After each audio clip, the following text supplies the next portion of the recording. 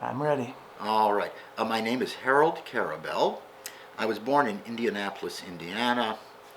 I'm nearly 70 years old, and I've lived well over half my life in St. Louis. Most recently, 36 years continuously.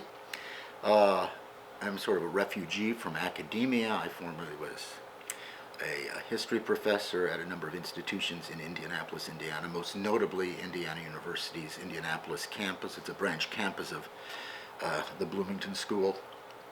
And for the last 36 years, I've been the general manager of a small family property management company, doing business exclusively in historic neighborhoods and managing large historic properties within the municipal boundaries of the city of St. Louis. So we have a number of tenants, and as you might expect, quite a few have been affected in one way or the other by the novel coronavirus. And has anyone been hospitalized? As far as I know, about half a dozen people have been hospitalized for varying lengths of time, and that's one way in which they've been affected, the most directly, of course, being physical. There are other ways they've been affected also, and that our business has been affected as well. And has anybody died? Or? No, no one whom I know personally has died, thank goodness. No one. I know of people, chiefly elderly relatives of friends or friends of friends and acquaintances who I know have died from it, but in our immediate circle, business and family-wise, thank goodness, no. And in your family circle, has anyone had it? Yourself or your kids? Well, because this virus, in my opinion, is still considerably a moving target, I can't answer that question definitively. For example, I had flu-like symptoms months ago that might have been the novel coronavirus. But within my immediate family, and I have 3 sons, none of us, thank goodness, has developed the virus, tested positive for the virus, or exhibited serious symptoms. I do have a first cousin once removed, however, who suffered the most defining characteristics of the disease, I think, were the most extraordinary characteristics of the disease. And thankfully, it wasn't terminal in his case. A young man, he's in his early to mid-30s. He lost his sense of taste and his sense of smell. And whether they've been regained, I don't know. Mm-hmm. And so it has affected your business. How is that? Yeah, it has. It's affected it in 2 ways. One, we rent to a number of people who work in the restaurant industry, for example, or the hospitality industry. And a number of these people don't really have much in the way of financial resources to fall back upon. So when the tourist industry, the restaurant industry, hospitality industry as it's often called, went into not really a recession, but what I would consider to be an actual depression a few months into the pandemic, they lost their jobs, and we've had to scramble to find ways to get them rental assistance, for them to find rental assistance, and to work out all sorts of payment plans. We're very, very understanding with people as much as we can be, given the fact that we have enormous bills to pay as well, just to keep the business and the buildings operating. So that's one way that they've been harmed by the pandemic, and we've been affected directly. Is financially. The other aspect of our business, we have a very small percentage of our business devoted to what I would call short-term rentals, sort of Airbnb type rentals, and it's a very, very small percentage of the overall number of apartments that we manage, but it constitutes a fairly good percentage of our gross income, and that tanked. That truly went into a depression once the pandemic was full blown in this country. It's somewhat recovered. That part of our market is somewhat recovered, but for a while we were in desperate financial straits as a result. Really? And so has this caused a lot of anxiety? Is that for me personally? I will tell you a story. I'm one of the very few people whom you will ever interview who actually knew someone extraordinarily well who lived through the influenza pandemic of the Great War, and that was my mother. My mother died 20 years ago. She was an older person, an older mother, 44 when I was born, and she was 10 years old at the time of the influenza pandemic. So her memories of it were fairly clear, and she recalls living in essentially a working class immigrant Jewish neighborhood in Indianapolis, Indiana, Eastern European immigrant neighborhood. She recalls seeing body after body being taken out of neighboring houses and apartment buildings. So I've lived my entire life with that knowledge, and with the awareness, and with my knowledge of history to my academic knowledge, that a pandemic is not necessarily a thing of the past. What I have feared, lived with this kind of anxiety for decades, is a truly horrific pandemic in terms of mortality. I expected within my lifetime to see a pandemic, but I expected it to be one of the horrific hemorrhaging viruses, like Ebola, for example, which can't be discounted, of course, or a hantavirus from the four corners of the Southwest. So I've lived with that knowledge, and this is one more. So that a pandemic occurred did not surprise me. That the lack of preparedness by the federal government and even by the medical industry itself was shocking, however. And I mean, so your family get-togethers have been curtailed at all, or no? Well, or? pretty much so. We've really restricted our in-person family interactions to the immediate family. My oldest son lives in St. Louis with his fiancée, and so we've had them over. We've done social distancing with other less closely related family members and with some friends, typically outdoors.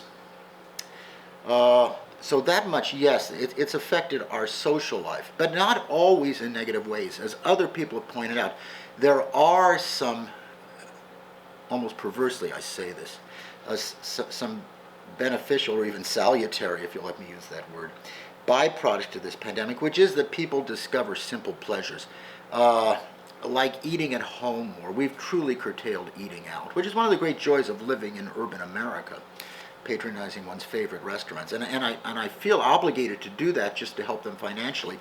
But it's great to rediscover even more the joys of eating at home. And my wife, Karen, for example, who was a great vegetarian cook before the pandemic, has become a gourmet vegetarian cook as a result. And I hope all of us have learned to take absolutely nothing for granted. We had this longest sustained period of below zero weather in St. Louis in decades, just before you arrived a couple of weeks ago. And from that, I've learned one should learn to take nothing for granted, that the electric stayed on here where it didn't in Texas, that we had hot water, for example, and heat. So one should learn to appreciate the blessings of life even more because of the pandemic and things like the polar vortex, I think. And your happiness level, is it like 10 being the highest and 1 being the lowest? Has it really been affected from last year to this? In my case, probably less than other people, because I know the vicissitudes of life. In my business, I deal with so many human beings. I think I've seen every sort of person put on this earth on 2 legs by the Creator. So I know the wide range of human behavior on an individual level. I know people's ups and downs financially. I know their life stories intimately. I think of my mother's life experience at the age of 10, living through the influenza pandemic and World War I. She lived through the Great Depression. She lived through World War II. I don't expect life to be easy, and I don't expect it to be problematic. And I know that in the long run, just in medical terms, talking about this pandemic, that bacteria and viruses are never defeated. We can only control them, hopefully. We can only manage them. In the long run, they are the victors, I think. So I never have had a very high happiness level. What life has done, and what the pandemic has done, and the polar vortex has done, is made me appreciate the blessings that we have in life, and probably lowered my bar very much. My expectations as a young person for life were much higher, and it's not simply the pandemic that's lowered them or the polar vortex. It's just understanding life and the limitations that all of us have as a human being, no matter what class, what race, what age, what social system we live under. There are simply limitations, existential limits. uh, to human life. Any final thoughts about COVID in this year and your response and how you're living with it? Our project is about people who live with this and how they're adjusting. Well, I think to adjust, I've accepted masks as a fact of life. And I think people who don't accept them as a fact of life are not only fooling themselves, but they're endangering others. They're at risk of becoming spreaders and occasionally super spreaders even.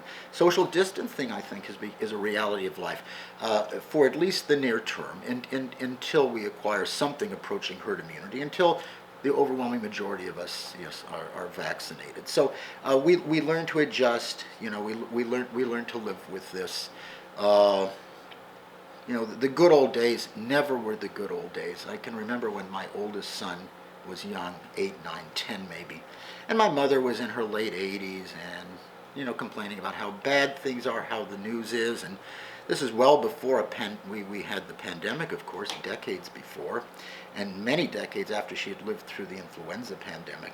Oh, and she had diphtheria as a child also. One of the very few people, when she was in the hospital terminally ill, one of the few people any of the doctors, maybe the only person any of the medical staff, physicians and nurses had seen who ever had diphtheria. So she lived through all of that. So she was complaining to my oldest son. It's just terrible, terrible, terrible. If there were a monastic tradition in Judaism, I would join. In other words, she'd enter a convent if there were such a thing within the Jewish tradition. And he said to her, and he was only 10 years old. He said, "Grandma, remember when you were a younger woman? The Holocaust was a great old time, wasn't it?" So as human beings, we live with difficulties. This is one challenge out of many, one unexpected by many people, one that I feared for decades I would see in my lifetime.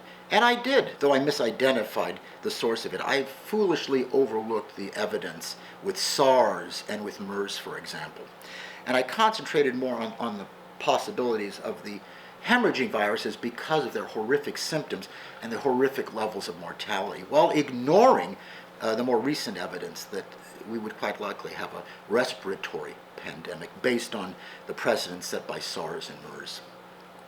Well, thank you very much. This is March the 8th, and we are in St. Louis.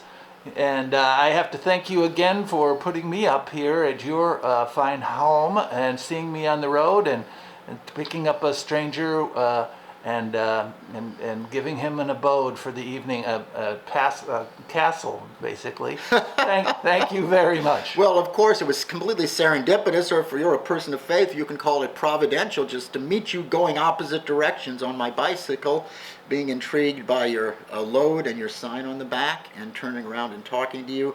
And I'm glad it all worked out so beautifully. So call it serendipitous, fortuitous, providential. I'm glad it worked out well for everyone. Thank you again.